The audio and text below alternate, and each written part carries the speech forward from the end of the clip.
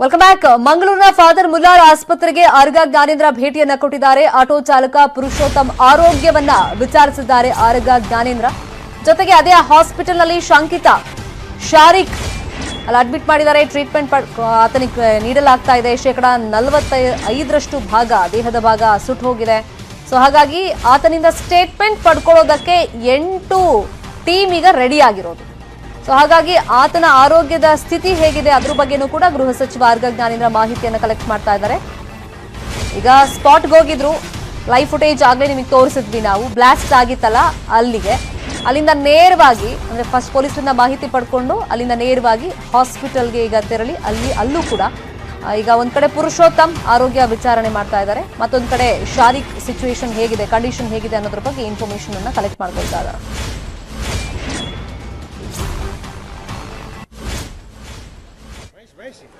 ಇವರು ತಮ್ಮ ಹಳ್ಳಿಯಲ್ಲಿ ಸ್ಟೇಷನರಿ ಬಿಸ್ನೆಸ್ ಶುರು ಮಾಡಿ ತಿಂಗಳಿಗೆ 2 ಲಕ್ಷ ಸಂಪಾದನೆ ಮಾಡ್ತಾರೆ. ನಿಮ್ಮ ಹಳ್ಳಿಯಲ್ಲೂ ಶುರು ಮಾಡಬೇಕಾ?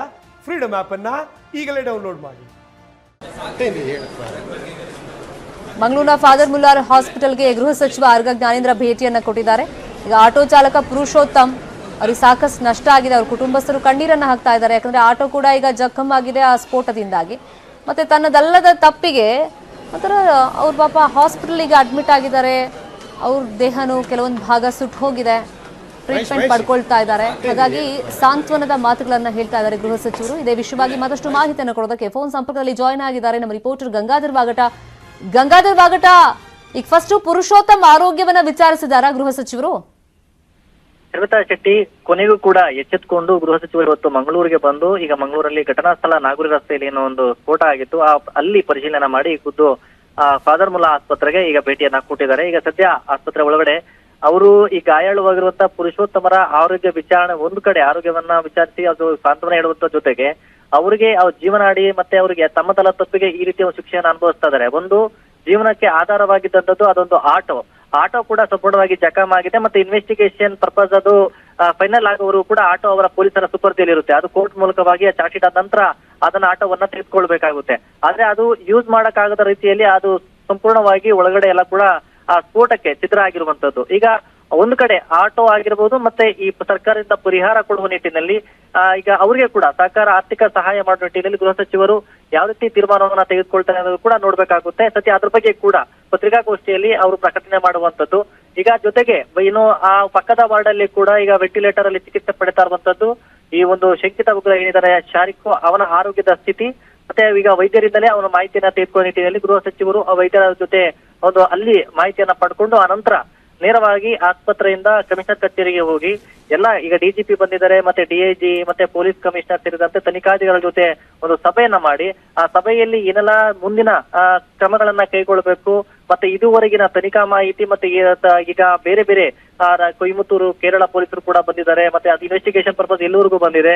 ಇವನ ಆ ಆಯಾಮ ಎಲ್ಲವರೆಗೂ ಅಂದ್ರೆ ಇನ್ವೆಸ್ಟಿಗೇಷನ್ ಪರ್ಪಸ್ ಅಲ್ಲಿ ಯಾವ ರೀತಿ ಇವನ ಕೃತ್ಯವನ್ನ ಮಾಡುವ ನಿಟ್ಟಿನಲ್ಲಿ ಏನೆಲ್ಲ ಪ್ಲಾನ್ ಮಾಡಿದ್ದ, ಅವನ ಸಂಪರ್ಕದಲ್ಲಿ ಇದ್ದಂಥವ್ರು ಯಾರು ಇದುವರೆಗೂ ಕಂಡು ಬಂದಿದೆ, FSL ರಿಪೋರ್ಟ್ ಏನ್ ಬಂದಿದೆ ಎಲ್ಲ ಒಂದು ಮಾಹಿತಿಯನ್ನ ಪಡ್ಕೊಂಡು ಅನಂತರ ಪತ್ರಿಕಾಗೋಷ್ಠಿಯನ್ನ ಮಾಡ್ತಾರೆ. ಪತ್ರಿಕಾಗೋಷ್ಠಿಯಲ್ಲಿ ಇನ್ನಷ್ಟು ಒಂದು ಅಚ್ಚರಿಯ ವಿಚಾರಗಳು ಕೂಡ ಬರುವಂತ ಸಾಧ್ಯತೆ ಇದೆ. ಯಾಕಂದ್ರೆ ಮೊನ್ನೆ ಕೇವಲ 2 ದಿನದಲ್ಲಿ ಇದೊಂದು ಭಯೋತ್ಪಾದನಾ ಕೃತ್ಯ ಜೊತೆಗೆ ಇದೊಂದು ವಿಧ್ವಂಸಕ ದೊಡ್ಡ ಮಟ್ಟದಲ್ಲಿ ಮಾಡೋಕೆ ಪ್ಲಾನ್ ಮಾಡಿದ ಅಂತ ಹೇಳಿ ಈಗ ತನಿಖಾ ಹಂತದಲ್ಲಿ ಇನ್ನಷ್ಟು ವಿಚಾರಗಳು ಬೆಳಕಿಗೆ ಬಂದಿರೋದ್ರಿಂದ ಗೃಹ ಸಚಿವರು ಕೂಡ ಹೇಳುವಂತ ಒಂದು ಬೇರೆ ಏನಾದ್ರು ಈ ಒಂದು ಶಾರಿಕ್ ವಿಚಾರವಾಗಿ ಹೇಳುವಂತದ್ದು ಕೂಡ ಬಹಳಷ್ಟು ಕುತೂಹಲ ಇರುವಂತದ್ದು. ಜೊತೆಗೆ ಈಗ ಶಾರಿಕನನ್ನ ತಮ್ಮ ಅಂದ್ರೆ ಆತನ ಏನು ಹೆಲ್ತ್ ಕಂಡೀಷನ್ ಅದೆಲ್ಲ ಕೂಡ ಸ್ಟೇಬಲ್ ಆದಂತ ಬಳಿಕ ವಿಚಾರಣೆ ಮಾಡೋಕ್ಕೂ ಕೂಡ ಪೊಲೀಸರು ಅವರನ್ನ ಕಸ್ಟಡಿಗೆ ತೆಗೆದುಕೊಳ್ಳೋ ನಿಟ್ಟಿನಲ್ಲಿ ತಯಾರಿ ಮಾಡ್ಕೊಳ್ತಾ ಇರುವಂತದ್ದು. Shrimata Shetty, okay, thank you Gangadhar ವಾಗಟ ಈ ಕ್ಷಣದ ಅಪ್ಡೇಟ್ಸ್ಗೆ. ಮಂಗಳೂರು ಸ್ಫೋಟ ಕೇಸ್ನ ಬೇಗ ಎಕ್ಸ್ಕ್ಲೂಸಿವ್ ಇದು. ಕೇವಲ ಕರ್ನಾಟಕಕ್ಕೆ ಮಾತ್ರ ಸೀಮಿತವಾಗಿಲ್ಲ ಈ ಪ್ರಕರಣ. ಶಾರಿಕ್ ಕೇಸ್ ತನಿಖೆ ಅಷ್ಟು ಸುಲಭ ಕೂಡ ಅಲ್ಲ.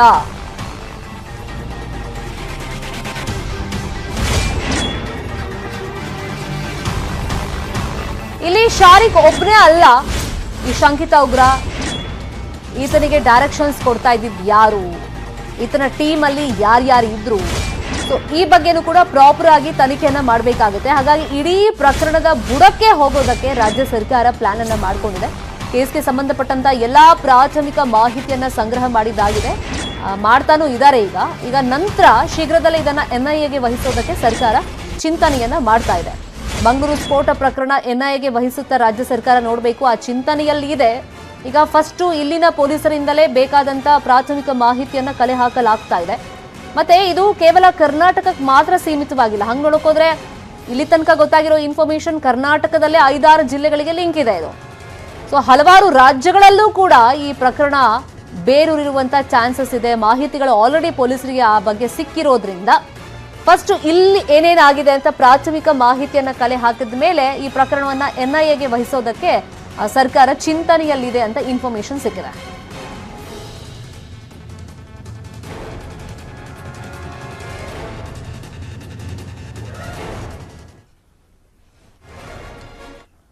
ರಸ್ತೆ ಗುಂಡಿ ಅಧ್ವಾನಕ್ಕೆ ಪರಿಹಾರ